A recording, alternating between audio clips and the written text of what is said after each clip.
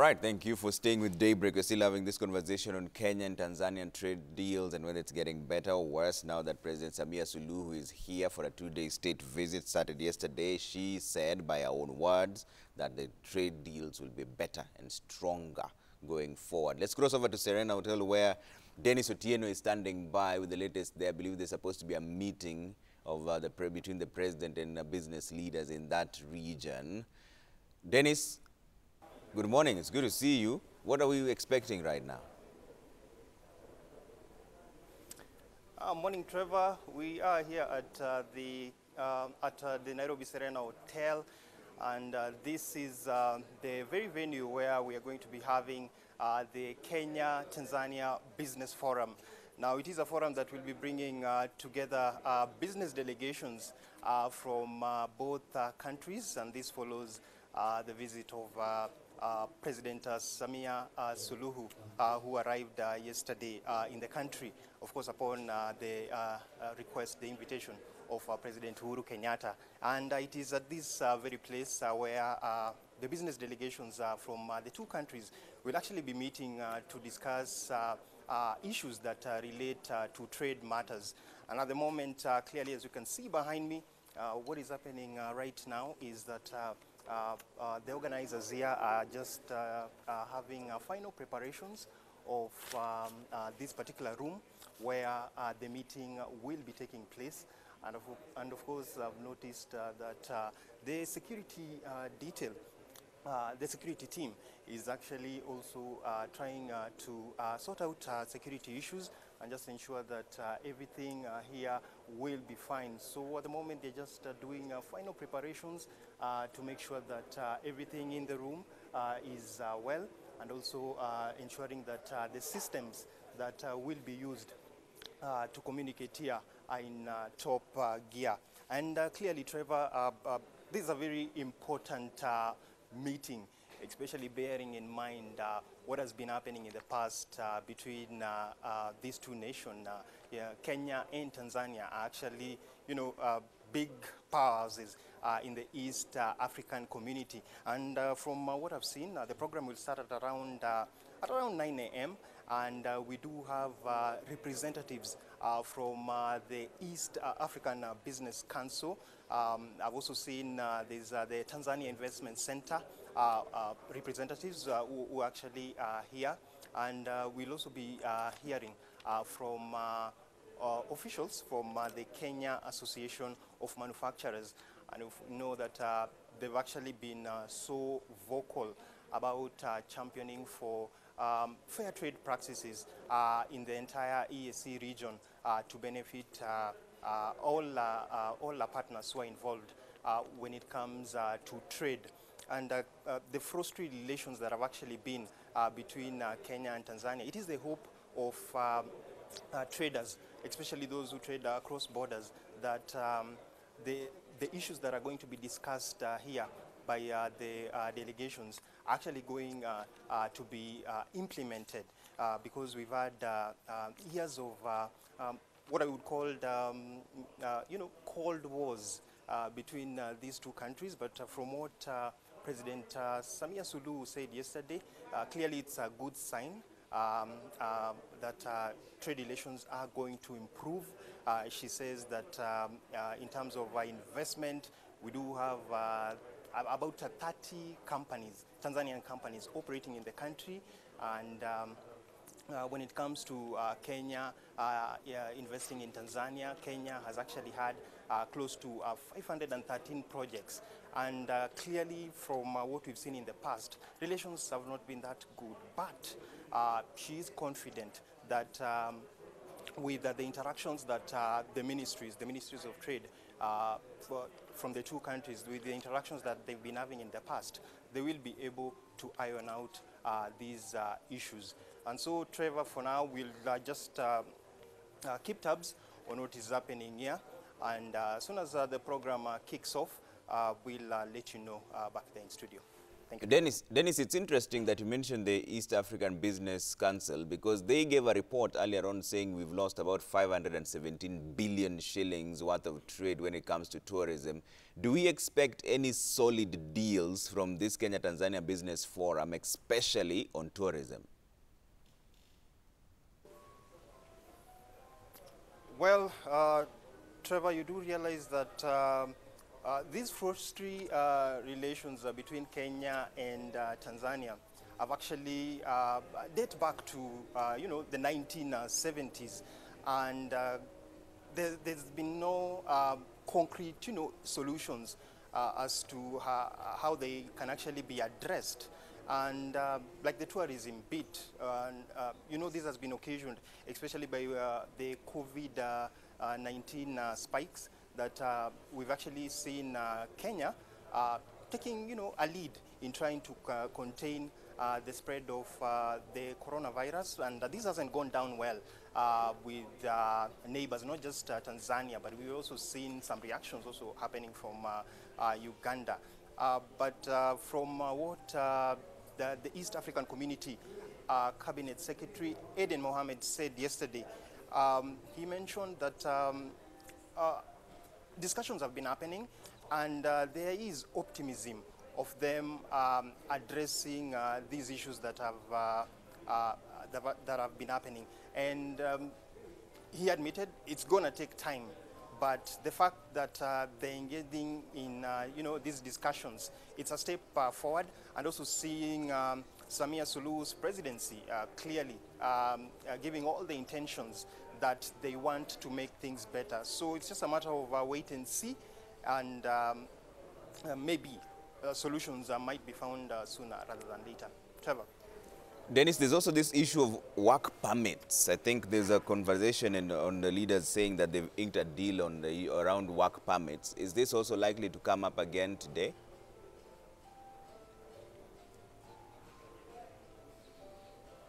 Yes, I'm sure this is one key area that is likely to feature. You do realize when it comes to balance of trade, it's actually skewed in favor of Kenya. And in the past, we've been hearing some complaints coming from our neighbors, some saying that, Kenya is actually getting an upper hand. So, and this is as a result of the skilled labor that has been in the country. So I do expect the representatives here to bring out that issue. Dennis Otieno, they are speaking to us from Serena, where there's a Kenya-Tanzania Business Forum happening. Later on, we'll cross over to him to find out what's really happening, going on there. Still with me in studio is Phyllis Wakiaga, Kenya Association of Manufacturers CEO, Mike Masharia, CEO, KAHC, and also a board member, East Africa Tourism Board. Phyllis, you're actually expected in Serena, right? Yes, I'm headed there. What are you going to bring up as the main focal point issues? Now that you're with us here, you might as well just tell Mike and myself. I think I've already raised a lot of what I intend to discuss at that point. Yeah. Of course, the program is going to look at discussing the opportunities that exist for both investment and trade in both countries. So we'll have the investment authorities of both countries presenting on that. I'm a discussant in the Kenyan, after Dr. Ikiara, Yeah. just to highlight the business experience, doing business and the opportunities we see with Tanzania. I've expressed some of the challenges, but I think my comments are preempted by the fact that the presidents have met and have said that they will be addressing the issues. Yeah. So what I would be urging is for a speedy setup of that meeting, because of course the meeting, they can't be addressed in one sitting. Yeah. It means that the technical teams need to meet and address them. So what we would want then is that commitment that a meeting will be convened very soon, hopefully within the month, where the technical teams, the cabinet secretaries, the principal secretaries can then have these conversations and we close on these issues. The ones which can be addressed immediately, we would be happy if by the time we are leaving the room, by evening, those goods are already able to move within the region. So yeah, that's what we'll be discussing, but also looking at strategically as two partner states, as members of the EAC, how we grow our trade, which I've been talking about, how we grow our agricultural sectors. We have a EAC industrialization policy within the East African community. And as CAM, we are the conveners of the East Africa Community Manufacturers Network that brings together Kenya Association of Manufacturers, Confederation of Tanzania Industry, Uganda Manufacturers, Rwanda Manufacturers, Burundi, and South Sudan. Yeah. And we meet quarterly. So we'll also be hopefully saying, how do we take forward the industrialization strategy at EAC that is looking at actually have industry and manufacturing contributing to 30%. It's actually more ambitious than our 15%. So it's really conversations, in my view, about how we take this forward, how we take advantage of the opportunities that present themselves. Yeah. And I'll be selfish and speak as a woman that through our Women in Manufacturing program, I would also be happy to see what are the opportunities for women within the region. And from an SME angle, from the SME hub, how do we facilitate small and medium enterprises, the Juakali industry, to grow within the region? How do we take away the regulatory barriers that prevent them from growing, and also prepare them for access to regional markets, provide the raw materials? So it's really a conversation about opportunities now that we are assured from a political level that the challenges have been had, they've been shared, and we just need a commitment on having them completely addressed at a technical level within the month. Okay. Mike, I'm back to the conversation that we were having earlier on, because for me it makes so much sense what you're saying in terms of the tourism as perspective. And East African Business Council, from a report, actually showed that we've lost about 517 billion shillings collectively as East Africa to the lack of tourists coming through, although that was associated to COVID-19. But do you think having a common East African community currency would actually be a step in the right direction? In terms of currency, I think it's important. But for me, currency would be a secondary issue. When you move from here to Uganda, you can easily change Kenya shillings. You could do that in Rwanda. You might not be able to do that in Tanzania, so you'd probably need to purchase some foreign currency and then go and exchange it there. So it's a bit, contradictory that you're going to your neighbor's home and you need American currency to go and trade there. So it's a bit contradictory. But I think the currency issues, for me, would come a bit later. Let's try and resolve first the barriers to trade. Once you have, and I don't think currency is a big barrier for the time being, but it can be. When it comes to what can we harness, I think between 2014 and 2015, we did product training for the people who deal with products in Kenya, in Uganda, in Rwanda, in Burundi, and in Tanzania. So we did product training. So you would bring people from Tanzania here and show them this is our product. Would take Kenyans to Uganda and Rwanda and so on, within the 5 countries. And we trained about 500 to 1,000 tourism players within the region. What that did is that it increased the traffic intra East Africa, and it also opened the eyes of the marketers out there. So we had identified key anchor products and events that would be happening. In Kenya, we have the Magical Kenya Travel and Trade Expo that takes place sometime in October. In Uganda, we have the Matters Day, which is a huge thing that we can take advantage of. And we have the Pearl of Africa travel exhibition. In Rwanda, we have the Gorilla Naming Festival, Kwitizina, which we would be taking advantage of. In Tanzania, we had Karibu, the Karibu Fair, that takes place also early in the year. And we are now identifying an anchor product for Burundi. But you remember at that time, the political environment in Burundi was not very good. So we were saying we wait a bit, and I think this is the right time to go into Burundi. So of those 5 functions, then we went and asked ourselves, what is the experience of the tourist when they come into the region. So we decided we are going to have a standard way of classifying tourism products. And we developed the East African classification criteria for all tourism products, be it a small lodge, up in Bwindi, or a big hotel at the coast. We put out a standard classification criteria so that people can come. Then when they come, how do they spend? Nowadays we have plastic money, we have M-Pesa, bank transfers and so on and so forth. Yeah. So we were thinking that this would be the best way to push tourism within the 5 East African states. There are also other areas of tourism that we don't talk about.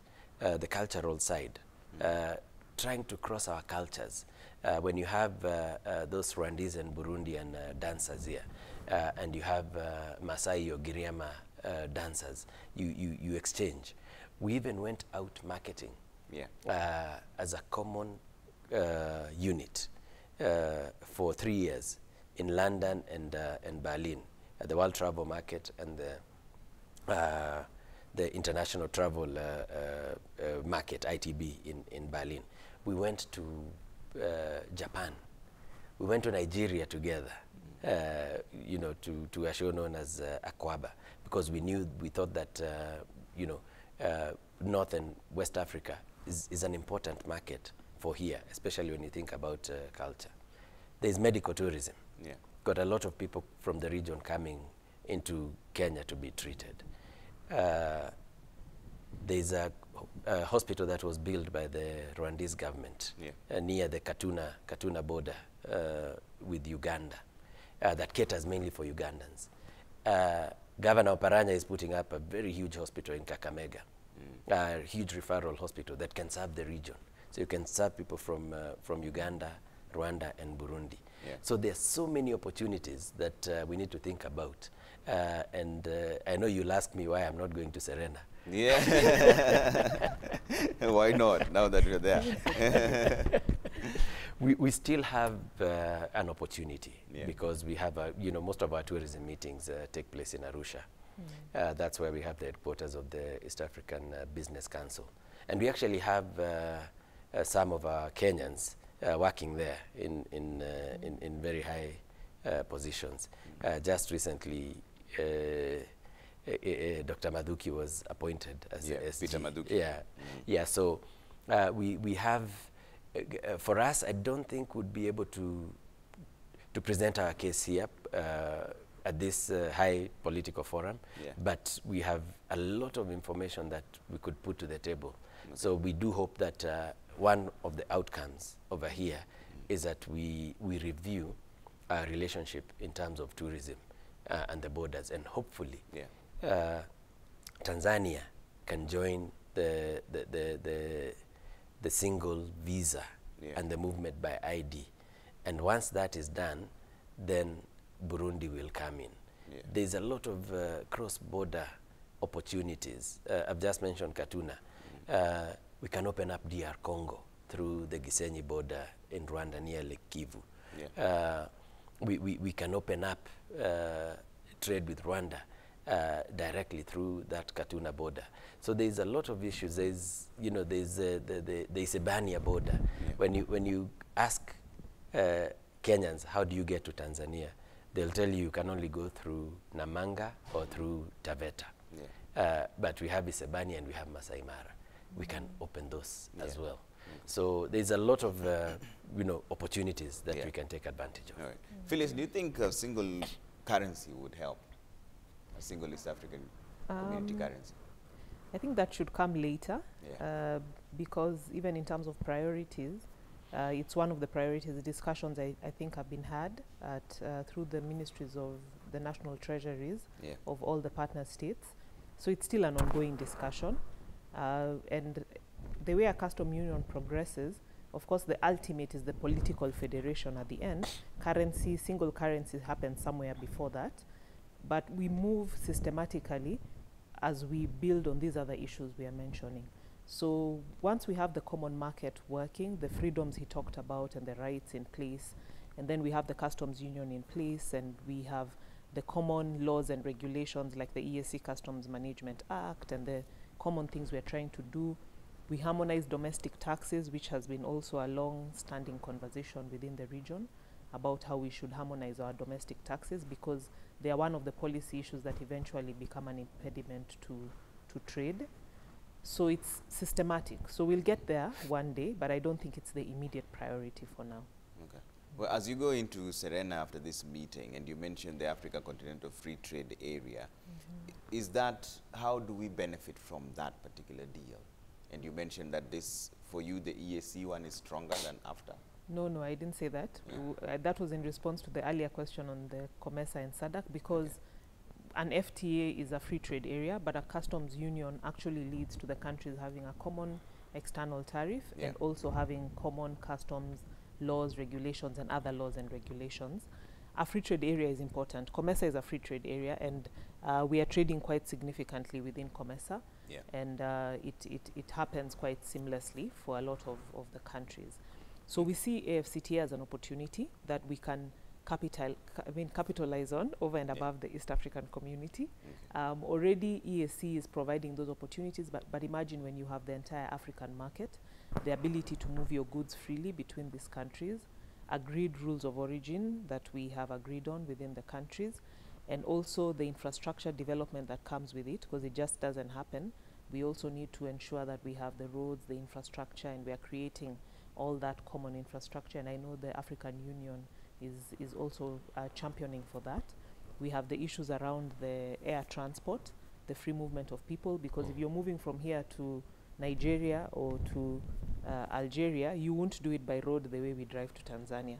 So it means you also need to start looking at our air transport, the issues of the Yamoussoukro Declaration being fully implemented to allow for free movement of people, and the freedoms and the rights to enable airlines to land freely within the African countries. So it's then a broader opportunity. AFCTA is exciting for, I think, the local manufacturing sector and industries within the region, because it gives us access to a bigger market as a free trade area. So it means you have rules of play that make it easier for you to trade within Africa. So it's something that we are all looking forward to.